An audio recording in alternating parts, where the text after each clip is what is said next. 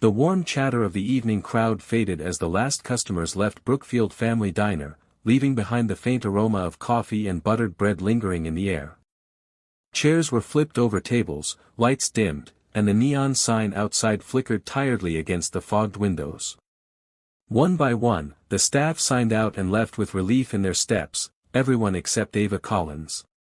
Her hands were raw from hours of hot water and detergent, sleeves damp past her elbows as she stood at the sink, quietly washing dishes long after her scheduled shift had ended. The manager had already left, he never waited for closing duties to finish, yet Ava stayed without being asked. She didn't complain, didn't sigh, didn't speak. She just worked, shoulders heavy, eyes weary, as though silence was the only safe place left to exist. Outside in the soft glow of the street lamp, 7-year-old Ethan stood next to his father, Daniel Walker, who had just paid the bill and was zipping his son's jacket.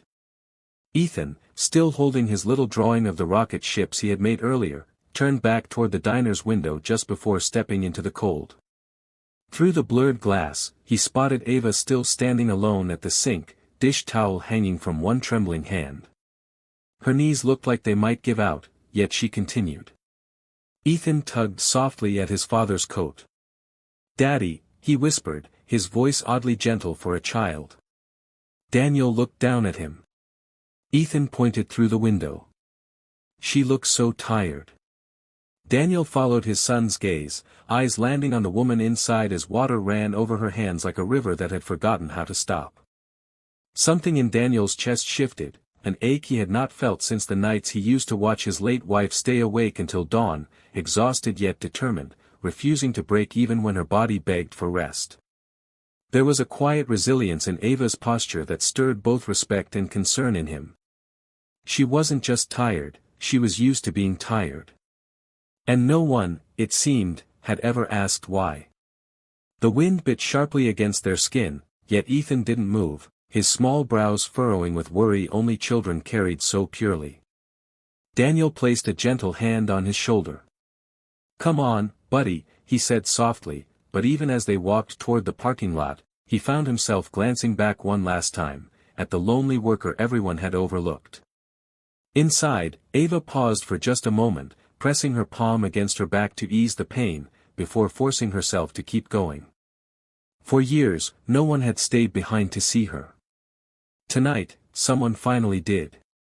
The next evening, the diner was warm with soft golden lights, the rain outside tapping gently against the window panes like a patient melody. Daniel had not planned to return, but he did. Something quiet inside him had insisted. Ethan sat in the same corner booth, swinging his legs under the table, a small folded paper clutched in his hand. Ava moved between tables with the same silent grace, her hair tied back, tired eyes hidden behind a polite smile that never quite reached her soul. She did not speak more than necessary, and when she did, her voice was low, careful, as if she feared even sound could be a burden. Daniel watched her, not with pity, but with understanding. He knew that kind of exhaustion. The kind that wasn't just physical, but bone deep, the kind people carried when they had no choice but to keep going. Ava thanked a customer with her usual soft nod and moved toward the kitchen, only to be intercepted by the manager, a balding man with a restless temper. Daniel couldn't hear the words, but Ava's subtle flinch told enough. The manager spoke sharply, pointed aggressively toward the sink even though she was clearly serving tables. And Ava, like someone who had stopped expecting fairness a long time ago, simply nodded and obeyed. That was when Ethan slid out of the booth. Daniel blinked. "Ethan." But the little boy was already halfway across the room, walking straight toward Ava with a kind of innocent bravery only children possessed. She turned, surprised, as he held something out to her, his folded paper. The manager's voice paused mid-scolding. Ava hesitated, confused, wiping her wet hands hastily on her apron before gently accepting it. She unfolded it slowly. On the paper, drawn in messy blue crayon, was a woman standing beside a glowing sun. Above it, in shaky handwriting, "The strongest lady." Ethan smiled up at her. "It's you," he said simply.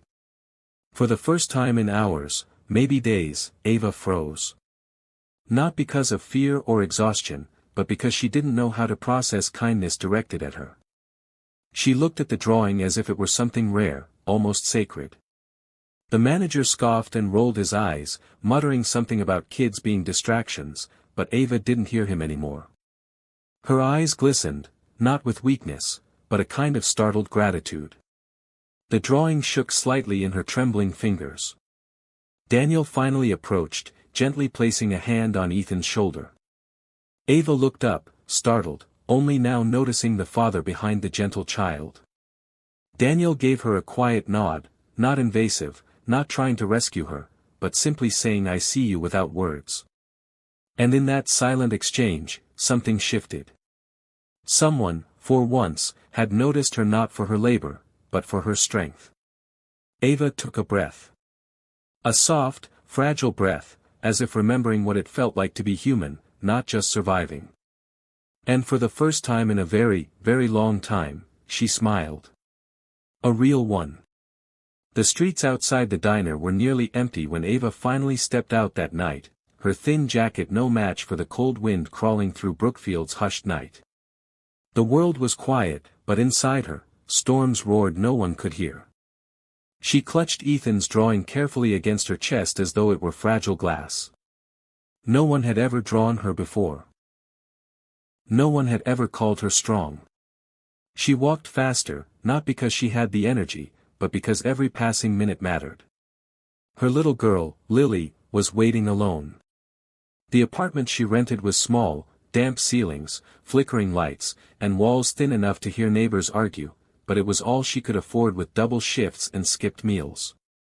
As she reached the cracked wooden door, the sound of a soft cough echoed from inside. Her heartbeat stuttered. She rushed in. There on the second-hand mattress lay a frail 5-year-old, cheeks flushed, chest rising shallowly. Lily, her everything. "Mommy," the weak voice whispered, trying to sit up. Ava knelt quickly, her hands trembling as she placed her palm on her daughter's forehead. Still burning with fever. Guilt crashed over her again, like it did every night. She hadn't told anyone. The diner didn't know she had a sick child alone at home. The landlord had threatened eviction twice. The hospital refused treatment without money up front. Her world was built on quiet desperation, stitched together by exhaustion and hope that frayed more each day. Yet tonight, something was different. She looked at the drawing again. The strongest lady. Ethan's innocent handwriting. Strong. Did she still look strong? She didn't feel strong. She felt like she was breaking. But her daughter watched her as though strength was the only language love could understand. Ava whispered softly, "Mommy's here now," brushing Lily's hair back gently. Lily's tiny fingers clung to her wrist with heartbreaking trust. In that fragile touch, love and responsibility weighed on Ava heavier than any pain her body carried. She sat beside her daughter until her breathing steadied into sleep. The ticking clock echoed in their silence like a warning. Rent was due in 5 days. Lily's medication was almost finished. The cruel manager at the diner had already threatened to replace her if she was late again. Ava pressed her forehead to the cold wall and exhaled shakily. How long could she keep going like this? The world saw her as a quiet, obedient worker. No one had ever asked who she went home to, no one knew she wasn't just tired, she was terrified. She looked at the drawing again, tears finally falling. Not from weakness, but from a deeper ache. Someone noticed. Someone saw her enough to draw her as light, not shadow. For the first time in years, she allowed herself to cry silently in the darkness. Outside, in another home, a little boy was asking his father, "Daddy, can we help her?" The next evening, the diner was quieter than usual, the sky outside painted in shades of fading gold and cold blue.